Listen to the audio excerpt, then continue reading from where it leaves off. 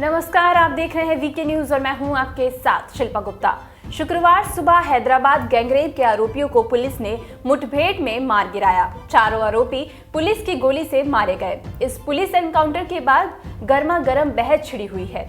कुछ लोग आरोपियों के पुलिस के हाथों मारे जाने को इंसाफ बता रहे हैं, तो कुछ लोग पुलिस एनकाउंटर की वैधता पर सवाल उठा रहे हैं।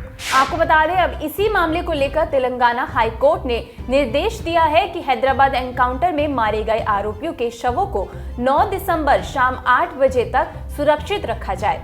जी हां, अदालत ने सरकार को इस संबंध में निर्देश दिए हैं। ऐसे में आरोपियों के शवों को परिवारों को नहीं सौंपा जाएगा। उच्च न्यायालय ने ये आदेश मुख्य न्यायाधीश के कार्यालय को मिले एक प्रतिवेदन पर दिया है, जिसमें घटना पर न्यायिक हस्तक्षेप की मांग की गई थी। हैदराबाद पुलिस ने डॉक्टर के रेप के मामले में आरोपियों को एक एनकाउंटर में मार गिराया। पुलिस का कहना है कि आरोपी हथियार छीनकर भागने की कोशिश कर रहे थे। ऐसे में पुलिस को भी जवाबी फायरिंग करनी पड़ी। इस फायरिंग में चारों आरोपी मारे गए। पुलिस ने एनकाउंटर पर उठ रहे सवालों पर कहा है कि हम NHRC, राज्य सरकार या किसी भी अन्य संगठन के जो भी सवाल है उनका जवाब देने के लिए तैयार है। साथ ही पुलिस कमिश्नर ने सोशल मीडिया या अन्य माध्यम पर पीड़िता की पहचान उजागर नहीं करने की अपील की है। यहाँ आपको बता दें कि 2014 में सुप्रीम कोर्ट ने पुलिस एनकाउंटर पर 16 पॉइंट की गाइडलाइन जारी की थी। जहां सुप्रीम कोर्ट ने कहा था कि अगर एनकाउंटर में किसी की मौत होती है तो एनकाउंटर की निष्पक्ष और स्वतंत्र जांच जरूरी है। सुप्रीम कोर्ट ने ये 16 गाइडलाइंस दी थी। चलिए आपको बताते हैं।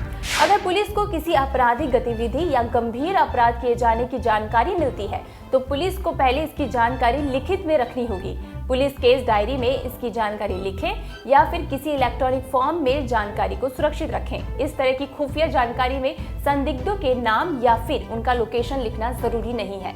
अगर एनकाउंटर में किसी की जान जाती है तो पुलिस सबसे पहले मामले की FIR दर्ज करेगी। इसके बाद सेक्शन 157 के तहत FIR की कॉपी बिना देरी किए कोर्ट को सौंपी जाएगी।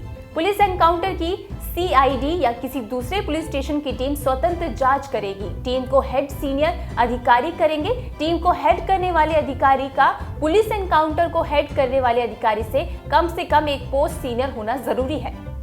अगर पुलिस फायरिंग में किसी की मौत होती है तो सेक्शन 176 के तहत किसी मजिस्ट्रेट से जांच जरूरी है। सेक्शन 190 के तहत जांच रिपोर्ट जुडिशियल मजिस्ट्रेट को सौंपी जाएगी। राष्ट्रीय मानवाधिकार आयोग का जांच में शामिल होना जरूरी नहीं है जब तक कि स्वतंत्र जांच में किसी तरह का संदेह न हो। हालांकि राष्ट्रीय मानवाधिकार आयोग या फिर राज्य के मानवाधिकार आयोग को इसकी जानकारी देना जरूरी है। अगर मुठभेड़ में कोई आरोपी या संदिग्ध जख्मी हो जाता है तो उसे मेडिकल सुविधा उपलब्ध करवानी चाहिए। उसका स्टेटमेंट किसी मजिस्ट्रेट या फिर मेडिकल ऑफिसर के सामने रिकॉर्ड किया जाना जरूरी है। ये जरूरी है कि पुलिस FIR की कॉपी, केस डायरी, पंचनामा, स्केच जैसी चीजें संबंधित कोर्ट को भेजे। जांच पूरी हो जाने के बाद सेक्शन 173 के तहत रिपोर्ट संबंधित कोर्ट को सौंपी जाए। जांच अधिकारी के चार्जशीट दाखिल करने के बाद तेजी से मामले का निपटारा होना चाहिए। एनकाउंटर में मौत की स्थिति में मृतक के नजदीकी परिजन को जल्द से जल्द जानकारी दी जानी चाहिए। पुलिस फायरिंग में मौत के हर मामले की जानकारी 6 महीने में राज्य के DGP राष्ट्रीय मानवाधिकार आयोग को सौंपे। ये रिपोर्ट जनवरी और जुलाई महीने की 15 तारीख तक मानवाधिकार आयोग को मिल जानी चाहिए।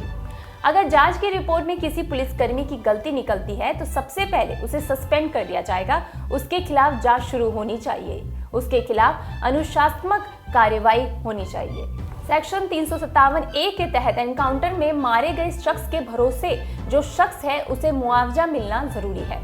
पुलिस एनकाउंटर के बाद एनकाउंटर करने वाले पुलिसकर्मी को अपने फायर आर्म्स फॉरेंसिक या बैलिस्टिक एनालिसिस के लिए जमा करवाना जरूरी है।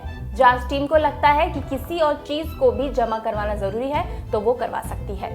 संबंधित पुलिस अधिकारी के परिजन को भी मामले की जानकारी दिया जाना जरूरी है। अगर लगता है कि पुलिसकर्मी को कानूनी सहायता की जरूरत है तो उसे उपलब्ध करवाना भी चाहिए।